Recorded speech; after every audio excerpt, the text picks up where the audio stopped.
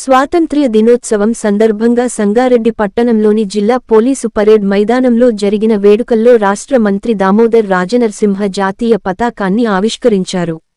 ఈ సందర్భంగా మంత్రి మాట్లాడుతూ, స్వాతంత్ర్యం కోసం పోరాడిన స్వాతంత్ర్య సమరయోధుల త్యాగాలను స్మరించుకున్నారు.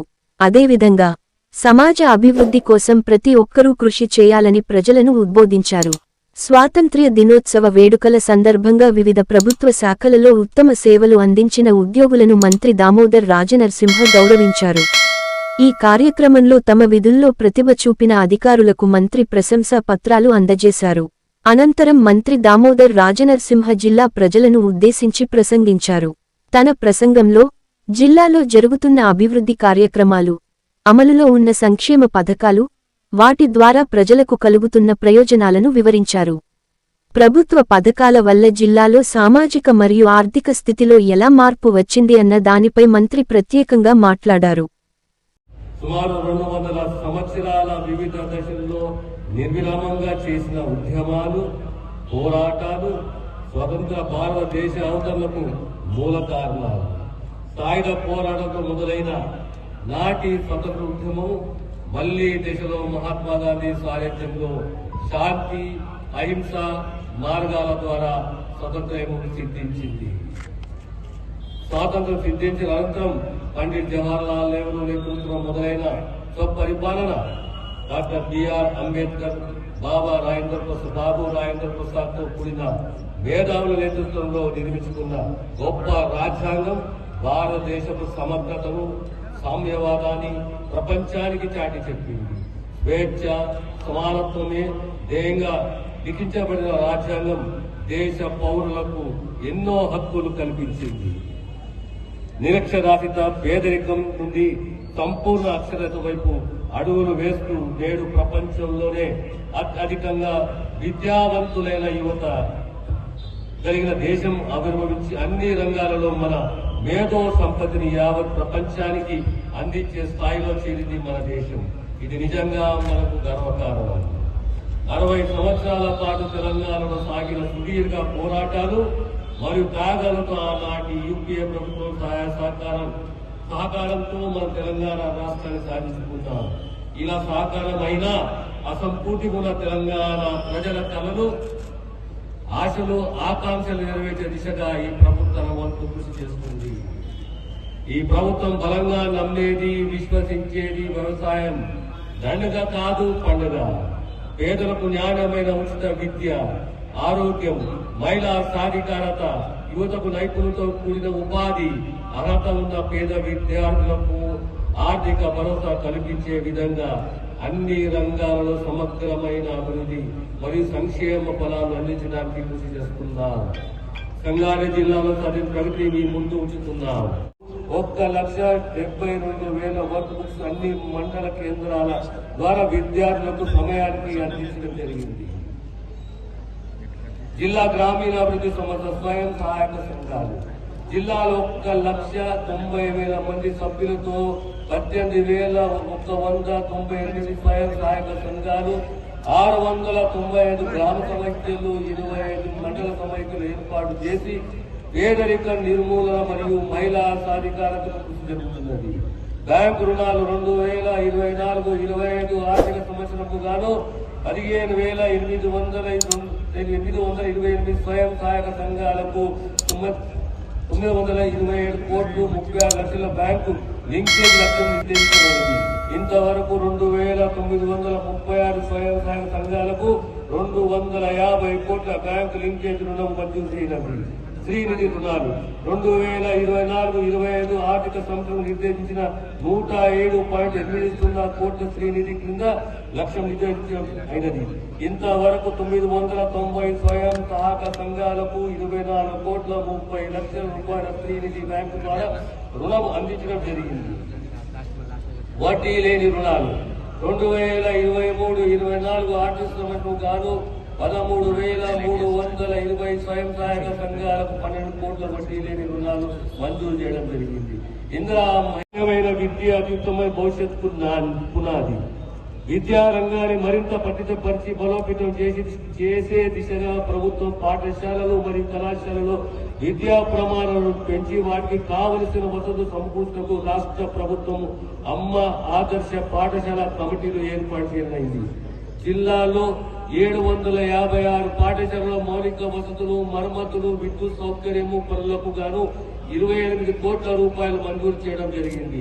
పనులకు దశలో ఉన్నవి. మహిళా సాధికారిత సాధించే క్రమంలో మహిళా సంఘాల నైపుణ్యాన్ని దృష్టిలో ఉంచుకొని జిల్లాలోని 1264 పాఠశాలలోని 1,17,286 మంది విద్యార్థులకు 2 జతల యూనిఫామ్ కుట్టించుకులకు గాను DRDA మెప్మా ద్వారా మహిళా సంఘాలను ఎంపిక చేసి విద్యార్థులకు 2 జతల యూనిఫామ్లు అందించడం జరిగింది. 2024-25 విద్యా సంవత్సరంలో జిల్లాలోని ప్రభుత్వ కార్యాలయాలను శుభ్రపరచడం జరిగింది. 30 చెరువులు, కాలువలు వేసిన చెత్తను తొలగించడం జరిగింది. అలాగే 116 వర్షపు నీటి నిల్వ నిర్మాణం చేపట్టడం జరిగింది. ఈ కార్యక్రమానికి ఇక ముందు కూడా కొనసాగించడం జరుగుతుందని తెలియజేస్తున్నాను. ప్రజా పంపిణీ వ్యవస్థ జిల్లాలో మొత్తం 846 చౌకధర దుకాణాల ద్వారా 3,52,376 తెల్ల ration card, 26,103 Antyodaya card, 100 Annapurna card ద్వారా 12,33,169 సభ్యులకు ఆహార భద్రత పథకం కింద ప్రతి నెల ఉచితంగా 7,909 మెట్రిక్ టన్నుల సబ్సిడీ బియ్యం 30,85,00,000 వ్యయంతో లబ్ధిదారులకు పంపిణీ చేయడం జరుగుతున్నది. విద్యుత్ శాఖ వ్యవసాయ, పారిశ్రామిక రంగాల్లోని వినియోగదారులతో పాటు అన్ని వర్గాల వినియోగదారులకు నాణ్యమైన విద్యుత్తు నిరంతరంగా అందించాలని ప్రభుత్వ ప్రధాన ధ్యేయం. జిల్లాలో 1,04,851 మంది వ్యవసాయ విద్యుత్ వినియోగదారులు 49,07,00,000 రూపాయల సబ్సిడీతో ఉచిత విద్యుత్ లబ్ధి పొందుతున్నారు. మహిళా శిశు వికలాంగుల మరియు నిరుపేద ప్రతి ఒక్కరికి సొంత ఇంటి కలను నిజం చేయాలన్నట్టు రాష్ట్ర ప్రభుత్వం నమ్ముతుంది. గతంలో ఈ కళను ఇందిరమ్మ ఇళ్ల పథకం ద్వారా నెరవేర్చింది. మళ్లీ ఆ కళను సాధించే క్రమంలో ఇందిరమ్మ ఇళ్ల పథకాన్ని రాష్ట్ర ప్రభుత్వం అమలుపరుస్తుంది. ఈ పథకం ద్వారా ఈ ఒక్క సంవత్సరంలోనే 4,50,000 గృహాల నిర్మించడం తలపెట్టాము. ఈ పథకం కింద ప్రతి అసెంబ్లీ నియోజకవర్గానికి 3,500 చొప్పున గృహాలు నిర్మించడం జరుగుతుంది. చేయూత పథకం రాష్ట్ర ప్రభుత్వం ప్రవేశపెట్టిన ఆసరా పింఛను పథకం ద్వారా జిల్లాలో అర్హులైన నిరుపేద వృద్ధులకు, వితంతులకు, వికలాంగులకు, చేనేత కార్మికులకు, కల్లు గీతా కార్మికులకు, బీడీ కార్మికులకు, ఒంటరి మహిళలకు మరియు ఫైలేరియా వ్యాధిగ్రస్తులకు కలిపి 1,58,223 లబ్ధిదారులకు ప్రతి నెల 36 కోట్ల రూపాయల పింఛను అందించడం జరుగుతుంది. వ్యవసాయ శాఖ 6 కాలం శ్రమిస్తూ దేశ ఆర్థిక అభివృద్ధికి దోహదపడే శ్రమజీవి రైతు. అప్పులు చేస్తూ ఆహారం అందించాలన్న తపోదీక్ష రైతున్నది. ఆహార భద్రత కల్పిస్తూ సమాజాన్ని ఆదుకునే రైతులకు భరోసా కల్పించడం ప్రభుత్వ కనీస బాధ్యత. వ్యవసాయ రంగంలో అభివృద్ధి సాధించాలంటే రైతులకు తగిన ప్రోత్సాహకాలు కల్పించాలి. రైతుకి ఇచ్చే చేయూత 2 విధాలుగా ఉండాలి. మొదటిది వారికి పెట్టుబడి సమస్యలు లేకుండా చూడడం. రెండవది వారు పండించిన పంటలకు భద్రత కల్పిస్తూ వ్యవసాయ ఉత్పత్తులకు గిట్టుబాటు ధరలు దక్కేలా చూడటం. రైతు బీమా పథకం. ఈ పథకం ద్వారా జిల్లాలో 2,48,000 రైతులు నమోదు చేసుకోవడం జరిగింది. 2023-24 సంవత్సరంలో 1,284 మంది రైతుల కుటుంబాలకు 5 లక్షల రూపాయల చొప్పున మొత్తం 64 కోట్ల రూపాయలు వారి నామినీ ఖాతాలో జమ చేయడం జరిగింది. పంట రుణమాఫీ రైతు కుటుంబాన్ని యూనిట్ గా గుర్తిస్తూ 12/12/2018 నుండి 9/12/2023 మధ్య కాలంలో పంట రుణాలు తీసుకున్న రైతాంగానికి గరిష్టంగా 2 లక్షల రూపాయల రుణమాఫీ చేసే ప్రక్రియ కొనసాగుతున్నది.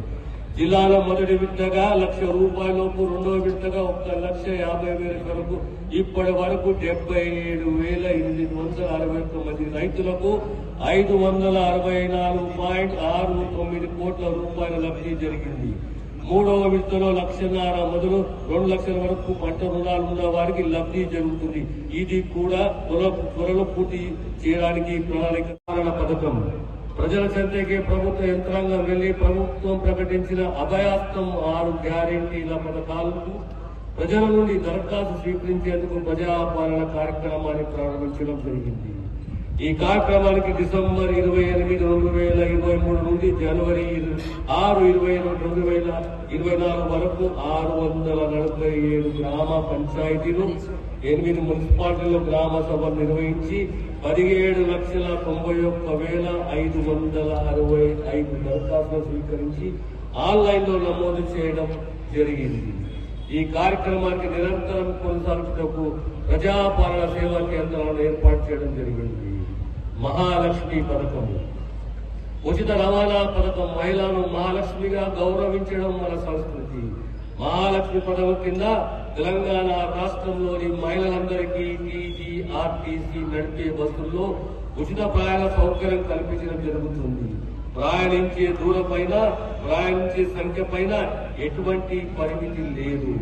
ఈ పథకం ద్వారా జిల్లాలో ఇప్పటి వరకు 1,22 లక్షల ప్రయాణాలను మహిళా టీజీ, ఆర్టీసీ బస్సులలో ఉచితంగా ప్రయాణం చేశారు.